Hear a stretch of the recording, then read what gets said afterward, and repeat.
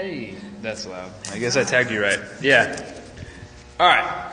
Let's see if this works. What is up, everybody? This is Ben from Avenue Fitness, lifestyle engineer, all that good stuff. Today, really cool thing coming. What's up, Yuri? How you doing? Hey, Mom. Here's your Kettlebell 101 video. I'm here with Eric Grimsley. He's joined us a few times from the Peanut Gallery, talking and chiming in from time to time. So we have some cool stuff planned, and we're going to go over some Kettlebell 101 with you guys today. So questions you might have, feel free to direct them to Eric because he's the man. He understands all this stuff. What's up, Leticia? And he can help you understand how to use a kettlebell, what exactly a kettlebell is. We're going to go over four good things that you can do with a kettlebell that'll help. So without further ado, I'm going to try and hold this thing up, let him do a little bit of talking. But if you guys have questions, throw them out there. We'll get to them as best we can. But yeah, here he is, Eric at, man, I can't even talk. Right up there. Iron Strength Kettlebell Gym. Iron Strength Sugarland, Texas. I always want to call it Iron Sport, and I don't know why. But okay, boom, here it is. Sugarland, Texas, we're repping it. So Kettlebell 101, here he is. All right, so what we're going to talk about first is the kettlebell deadlift. When you hear about kettlebells, you think about the kettlebell swing, which is an awesome exercise and something we will get to down the road. But we want to start with a good solid deadlift first. So if you look here on the board, this is what your deadlift position and eventually your swing position will end up looking like. Okay, so you want the hips above your knees and your shoulders above your hips. So you see here. All right, because it's not a squat position. All right, so the hinge will come here. I'll show you with kettlebell here. He has to grab the heavy kettlebell. You gotta grab the heavy one. So from here, as you see, I'm going to keep my hips above the knees, shoulders above my hips, and from here, I grab onto the kettlebell. I'm going to imagine that I'm breaking the handle. That's going to help engage your lats a little bit and connect your arms into your body. And we just drive our belt buckle forward and then guide it back down towards our heels. This is our deadlift. Okay? So, with everyone out there, they may not be able to even just start from the floor. So if you're not flexible enough, don't have the movement just quite yet to be able to get down here, and you might round your back or be leaning forward or things. We'll prop up a kettlebell here on some steps, whatever you can prop it up on that's stable, won't fall over or anything. So you start here, and now I don't have to go down as far for the handle, and I can practice my movement pattern here. Back down, break the handle, up and squeeze. Guide it down, break the handle, guide the hips forward. Really crushing your glutes. So a visualization we give our folks is that you want to imagine at the top of that deadlift that you're trying to break a walnut with your cheeks. Okay? You're squeezing that hard. Okay. So if there's any questions for now, I'll kind of wait for some of those to come in and see what you may have. All right, so also key here is you're not squatting. It's not a squat. A lot of people we see squat. I know he's seen it too. You're not doing a squat. It's a totally different hip movement. And so make sure, you're not just sitting down. Your butt is kind of sinking back into it, just like you saw. I'll show you a couple bad kind of forms so you kind of see. So you'll see some people do this, okay, where almost like the shoulders and hips are even, and then we're going to stand up, okay? We don't want to do that. The further that kettlebell is away from your body, and if our back is here, the more load gets placed on the lower back. So we always want to start with that kettlebell here, say between the feet or close to your heels. Okay, that's where we always want to start. Okay, so there's that position you'll see people try to do. That's not right. And then you'll see like this. Okay, like it's a squat. Okay, but we want to be here. All right. So keep that angle, eyes are slightly forward, breaking the handle, and driving through. Guide it back down. Any questions with the deadlift at all? Feel free to start throwing them out because we're here. We got a guy who knows this stuff with a kettlebell, so start throwing out some questions like what is a kettlebell? How do you buy a kettlebell? Even if you want to start that basic, throw them out there because when you buy your mom a like cheap Marshalls one for her birthday, she has to use it. It's important. But yeah, we're ready for questions whenever you guys got them. Or if you want to know about the deadlift, this awesome stick figure, that's a pretty good representation of how to actually move through your deadlift. Kind of like you're sitting down to take a dump almost, popping a squat in the woods. No. But if not, we can move on to the goblet squat with it. Goblet squat's a good one. Okay. I'm ready. Let's get this guy. All right, so our goblet squat, we're going to take this bell and bring it up to about here, chest level or so. We're grabbing it by the horns. As we start our descent into the goblet squat, we want to start by pushing our knees out and pull ourselves down. Okay, so we're nice and tall here. Okay, then from the bottom, just driving up, crush the glutes at the top, and pull ourselves down. So I say pull yourselves down because we're not just dropping into a squat out of control and being relaxed here. Okay, we want to stay nice and tall, always in control, coming up and down. So a little side view, pulling down, control, drive through. So that's our goblet squat. Getting a little warm in here. But so grab by the horns. You start your descent by pushing your knees out, and you're going to pull yourself down. Now, sometimes just to find your proper positioning at the bottom, you can come down and do what's called like a prying goblet squat. You're just going to come down and move the feet around, move the hips, kind of find a comfortable stance where we're at, okay, and drive it up. So that's one way to do it, a prying goblet squat like that, or if you have like a suspension trainer, TRX or something like this, you can come down here, do like an assisted squat, and this will kind of take some of the weight off. You can, just like that squat, little squat with the kettlebell, you can move around, find your depth here, but not relax like this. Okay, trying to stay as tall as possible. And then maybe hitting a few reps from there. And then going back to the kettlebell. Another one that problem that I see with some folks with the goblet squat is that as we start squatting, we just do this. We fall forward and we're here like this. Okay, that might be just some motor control issues, or maybe just don't have enough flexibility to get down into a goblet squat. So what you can do to help kind of keep you in check if you're not sure if you're doing it right, you can grab one of your bells, get up onto a wall here like this, and start your descent and staying here. So that wall is going to keep you in check from not falling forward. And we're going to drive up. Okay. And that was pretty easy. Get a little bit more forward. Now I have to have more control going down and drive up. So you can use a bell, or you can even place it down in between your feet and do the same thing. Go down like you're trying to reach the kettlebell. Okay, and back up. That just kind of helps groove your pattern a little bit better, and you can film yourself doing this, kind of check yourself out. Make sure you're looking good. Yeah, so that's cool. The goblet squat's a really good one, and it changes everything when it comes down to when you're holding that weight up front versus like a back squat, a body weight squat. It's a game changer. It's one of those that we throw in with our clients that are programming, and we make it something that it's one of those keystones because there's so much that goes into it. But yeah, making sure I'll put the picture back up here. But that you're grabbing the horns, you're pushing those knees out, and you're pulling yourself down versus just falling down with no resistance built into it. So that is the goblet squat. I'd like to add maybe that. So we have the goblet squat. Really good to start with. Great gains can be had by anybody with the goblet squat.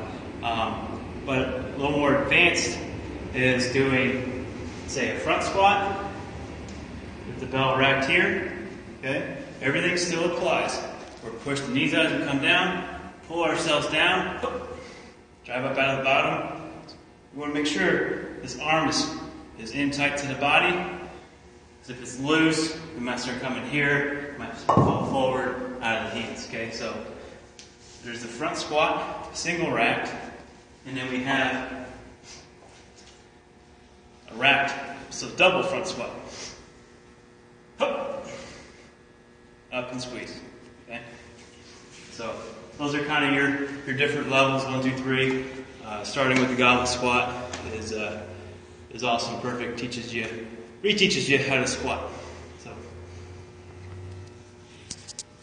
Fantastic. So yeah, goblet squat's good. We went through the deadlift, goblet squat. Now we're going to move into different types of carries, because those are a thing that you can always throw into your program is like an active rest, and I'm sure he'll talk on a lot more about that than I can. But throwing in different types of kettlebell carries, and I'll show you guys a picture. Working through a few of them, the farmers, the suitcase, racked, overhead, and then a combination of them. So I'll let the man explain a little bit more. Yeah, farmers carries are awesome. Definitely activates your core, helps your postural muscles start activating a little bit too. Work some grip strength, different things involved with the different carries. So we're going to start with the farmer's carry first. So you practice your deadlift, you're going to use that same pattern to pick the bells up, drive up, and now we're just going to walk with it. However long you want to walk for, turn around, coming to like a comfortable stop. And we'll get to the point to where the bells are falling out of your hands. You might drop them, bust your foot open, break some bones. But so that's the farmer's carry, very simple. The suitcase carry is just, say, one bell. Pick it up safely here. Now we're just walking. So now there's that offset. There's an offset pull that your body's trying to have to balance out. So your spinal erectors are working just a little bit extra hard to stay balanced and in line. So that's the suitcase. Your rack walk, like you saw there with the squat, you can pick the bell up 2 hands. It's called a cheek curl. Now we're just going to be here, tight into the body. Same thing, we're just taking it for a walk. One thing too to notice with the kettlebell, right? We're at the base of the palm here. Okay, I'm not letting it be here and breaking my wrist here. Okay, that can just start causing issues here with the elbow. Okay, so always, once we get that belt up there, kind of wiggle your fingers around, get that belt to sit low down at the base of the palm. Okay, then you just kind of wrap your fingers around it, keep that arm tight into the body, and we're going.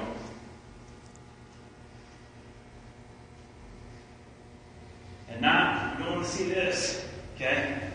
So grab something good enough for you, not too light, not too heavy. What I call the Goldilocks weight, okay? That one that's just right, okay? So that's the rack walk. We got an overhead carry. Same thing here. You can cheek curl it up. However you want to put the bell up overhead, you can press it, okay? You can push press it up, both hands. From here, you really want to lock in that shoulder to the body. We don't want to be overreached here. Okay? Lock it down into the body. Get comfortable.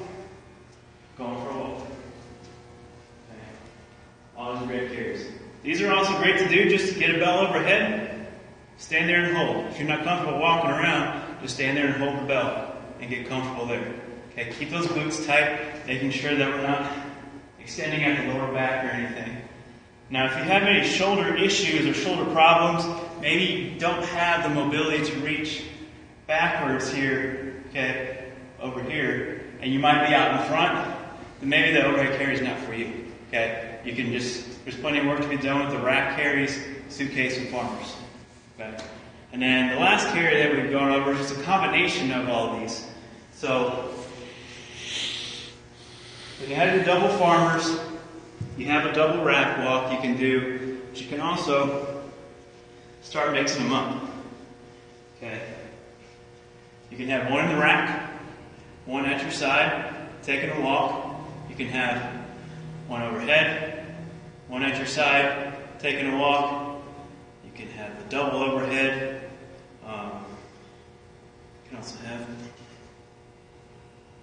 overhead, rack here. So different things you can do. Work on holds here. You can walk with it overhead. Okay. But always be very careful with that overhead stuff. Okay. So those are your kind of variety carries. We work those a lot in class, pretty much every day, carrying sandbags, kettlebells, medicine balls, whatever. People, that's what it's not.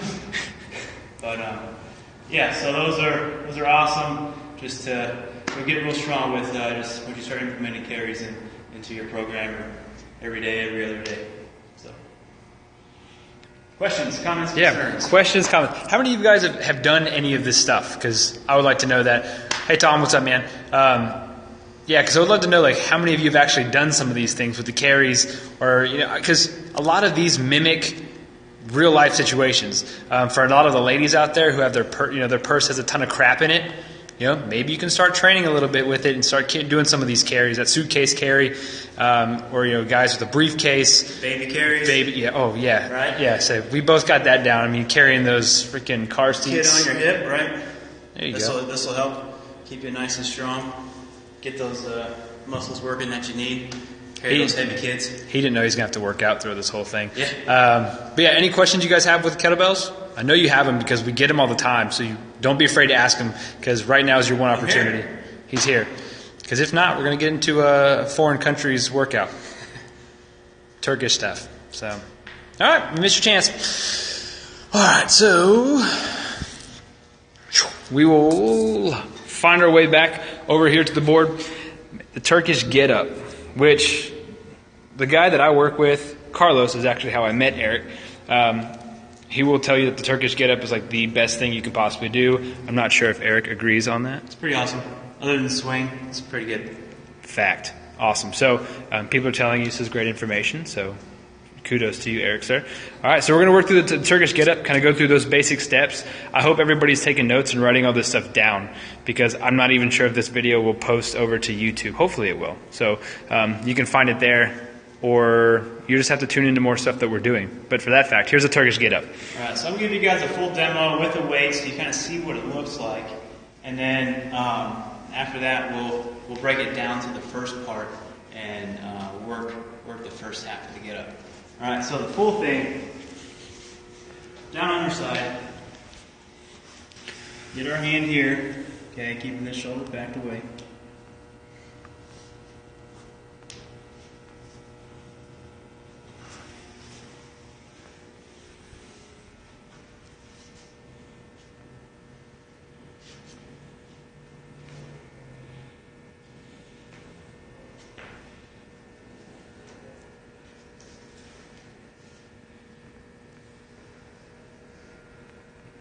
Looks easy, right? Very easy. Very simple. So that's the full Get-up. Okay, so where we start off, pretty much everybody, is just with the half Get-up. So I'll move this out of the way.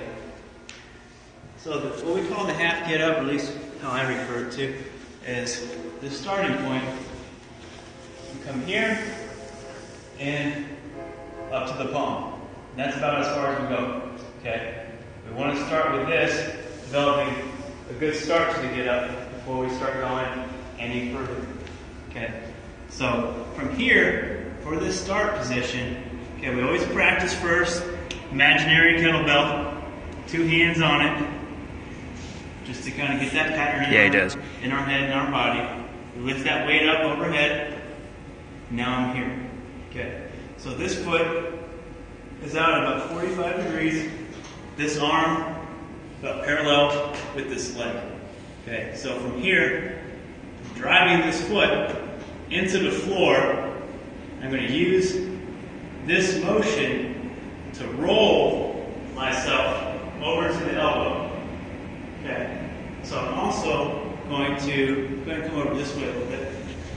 I'm going to use this elbow pushing into the ground to help support myself up. So we're going to be here. Drive this leg into the ground to push this way. Okay. Now we're supported here. So as you can see, once we have that weight up overhead, we have a nice straight line coming down from where the weight is, the hand, down through the shoulders and supported by the elbow. Okay, so this is very important.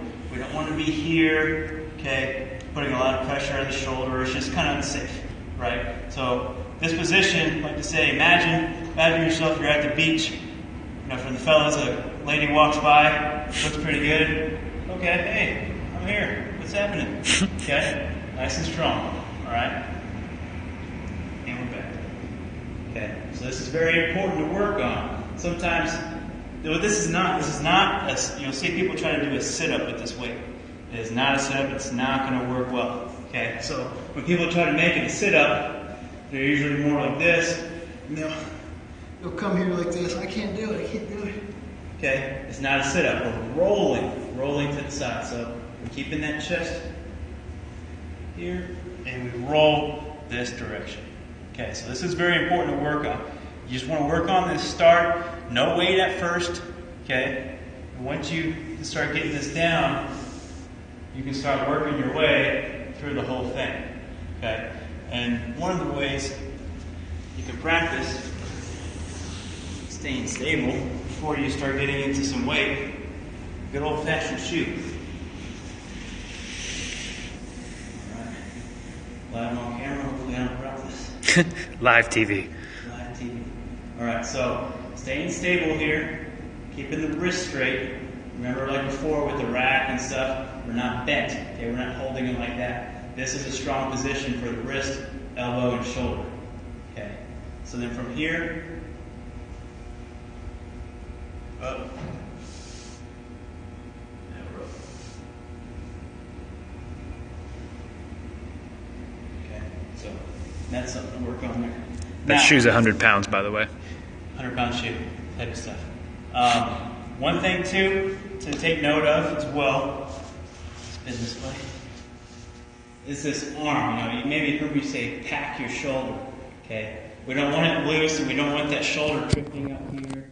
Okay, holding the bell maybe like this. We want the shoulder down into the body.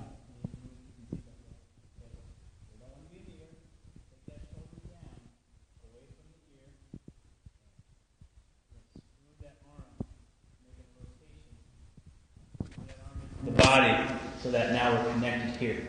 So if someone were to try to pick me up by my wrist and forearm, that I would just come up with it, okay, and that I wouldn't be overreached. Okay, so pack shoulder, practice that pack shoulder. Drive it into the floor with the heel. Drive this way. We're nice and tall, and our eye is always going to be on the weight. Okay, and notice this down shoulder, we're not here either, okay? That's out of the ear as well, okay? So nice and strong. So working on that half get up part, really trying to smooth that out and get that down first is a great starting point. Work on the shoe, staying stable, make sure that you can own that movement before you start loading it up with a kettlebell, okay? Because kettlebells are awesome. They're great. You've got to learn how to use them correctly. But if you don't know what you're doing with a get-up or swing, you know, it can do some damage if you're not paying attention correctly. So, any questions, comments, concerns there? Oh, what's up, Emil? I saw you there. Sorry, I was letting him talk. You guys have any questions about the kettlebell?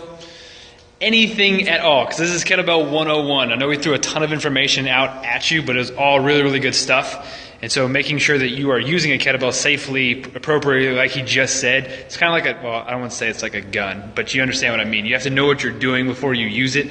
Kettlebells look great. A lot of people with weights in general just go and pick them up and they start slinging them around because they saw it on the CrossFit Open.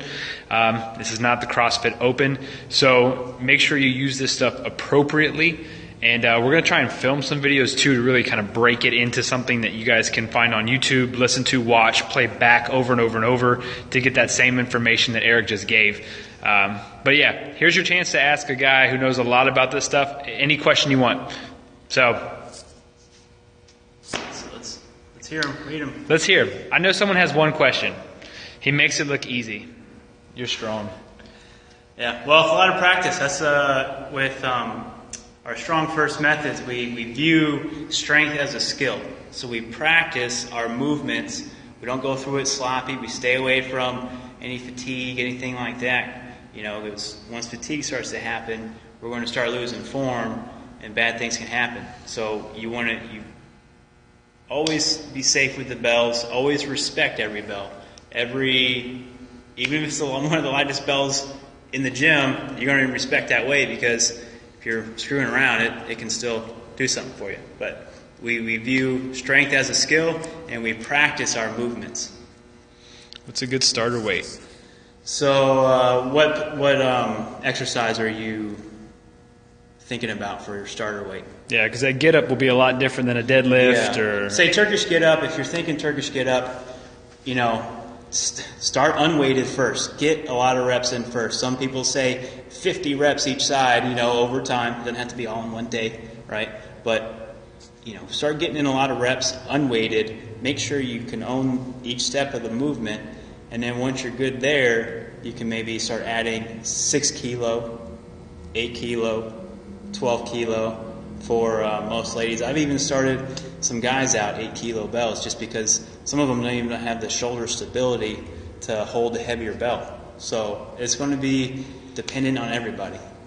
So where you're at right now, stuff like that. So Turkish Get-up wise, always start out light. Really practice the movements. Don't just work out, train, okay? Practice. Strength is a skill. Yeah, and Emil, your question about diet does play a big part. It plays a big part with everything, but to be able to do this stuff, you need to be able to have the swimming play a role too. In what exactly?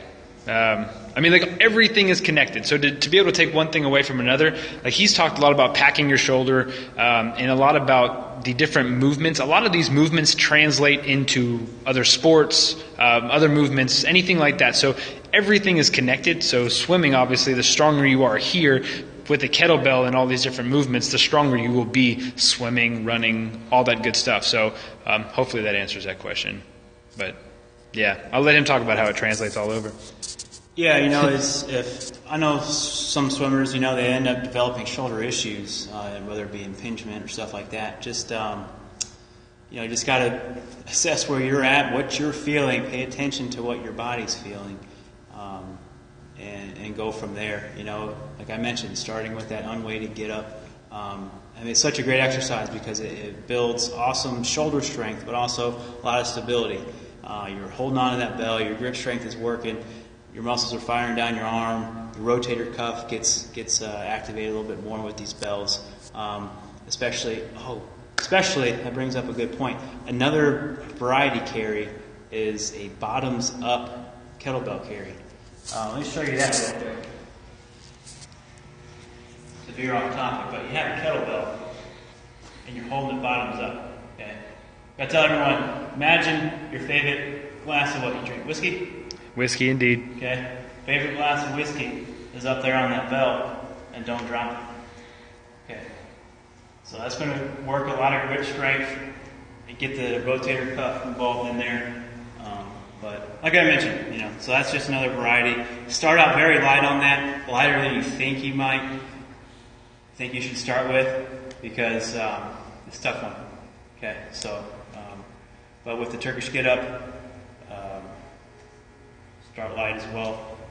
Unweighted, add a shoe, then add some weight. Okay. Here's Eric on social media. Yes. Have a Twitter handle. It's at egrims59. Yeah, it's in the title of this video. Okay. That you can find me on Facebook. We have a Facebook page for the gym, Iron Strength Kettlebell Gym, here in Sugarland.